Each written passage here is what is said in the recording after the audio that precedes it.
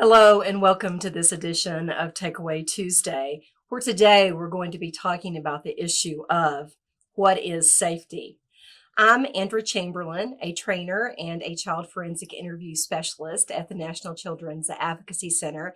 And I'm really excited today because we have a special guest with us, Kim Madden. Kim, you are a co-trainer and also a child forensic interview specialist. I want to say thanks for being here today. Oh, you're welcome. We're Thank so you for excited. having me. Well, today Kim and I are going to be talking about the issue of what is safety and how in an interview, when a child indicates to us that they're reluctant or they even say, I'm scared, how we respond. So with all of this, it seems like saying that this is a safe place is not the best statement to make to a child. What could we do instead? So instead, just be open to trying to understand what that child's worldview, what those trauma impacts might be by asking the simple question, how do you feel about being here? How do you feel about talking to me? Now, some children can say very clearly, I had a little boy the other day that said, I'm shy and I'm nervous. Other kids do have a hard time articulating that.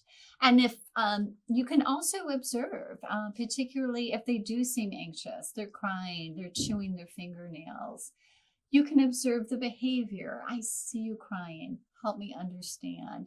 And how are you feeling about being here? What's going on? I think it was a much longer way to try to create that bridge that will hopefully help that child to be more communicative with us.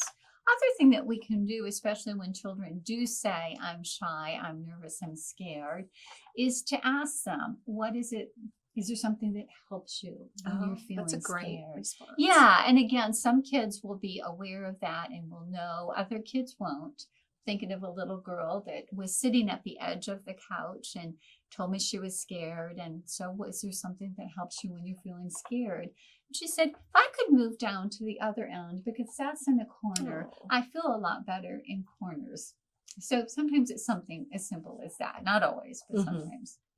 So it's really about not shutting down the child, but trying to find where that feeling is coming from. Because ultimately what that would do in an interview is it would give us and our team members that are observing more information about the child's experiences. Absolutely, yes. Asking that child about being scared may very well give them the opportunity to say, I'm scared because I was told if I said anything about what happened to me that I would be in big trouble. We would move away. I would be sent to live with someone else. And it alerts our investigative teams to things that we may have to put in place to help this family be more supportive so that this child, again, can come in and talk with us with greater security.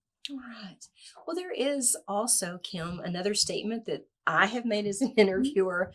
It's just common where we also will say to a child, well, you're not in trouble in here, or you're not in trouble with me. Are there similarly challenges with that statement? I think so. Somewhat different. But yeah, so I'm thinking first a child may look at me and say, well, I don't know you, and it's not important whether I'm in trouble with you or not.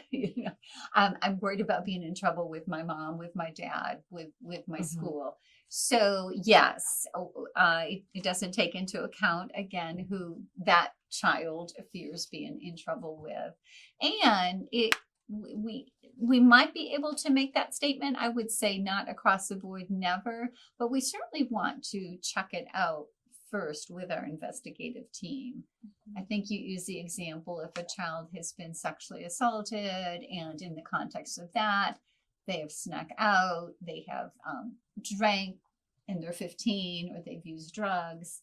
And if we can get an assurance from our team that there's no going to be any charges related to that, then that's a really specific assurance I think we can provide. Yeah, I think part of the issues that I have with that particular statement is children hear what they want to hear. So even if I say, well, you're not in trouble with me, or you're not in trouble with anything you say in here, is, well, what they're hearing is you're not in trouble. And very definitely, if a child snuck out, went to a party, drank alcohol, or took drugs, doesn't mean that because they did those things is they should not be in trouble because they were assaulted, but their parents may think, hey, there needs to be some discipline because of what you did before that took place. And also it's, yeah, maybe they're not going to be in trouble. Obviously they're not going to be in trouble with me, but would they get in trouble for talking about what happens in their family? Because so often we've heard, well, don't talk about it outside your family. Or they're worried that, yeah, I may not get in trouble, but mom or dad may get in trouble. My brother may get in trouble, or sister, whomever is the alleged offender. So it seems like very much a hollow statement, that it's really not helpful. It's us as adults, as interviewers, wanting to move this child forward without really taking the opportunity to understand their worldview, as we said a little bit earlier. Absolutely. And a final point, I would very much caution interviewers against saying that arbitrarily. And certainly if that's something that the child articulates, I'm really worried about being in trouble. Again, it's another opportunity. Say some more. Who are you worried that you may be in trouble with? And taking the opportunity to explore that. Kids aren't bringing it up. I'm not necessarily going to introduce that on my own. And I've seen interviewers do that just as a blanket, blanket statement with all children. You're not in trouble in here. Yeah. And I think the issues that we've been talking about, might there be some concerns with illegal substance abuse or things the child did that they weren't supposed to do? A good place to try to iron those things out might be before the interview, and that reassurance is given to them. In the pre-interview planning. Yes, exactly. Yes. Okay.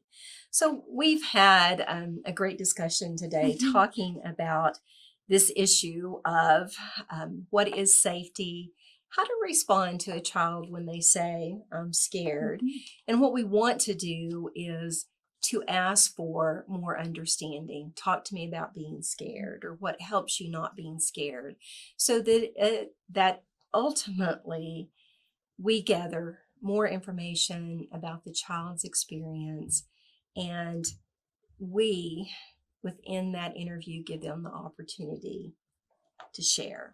So thank you for being with us today, Kim. Appreciate it so much, and thank you for your insight. It's a wonderful discussion. Thank you so much, Andra.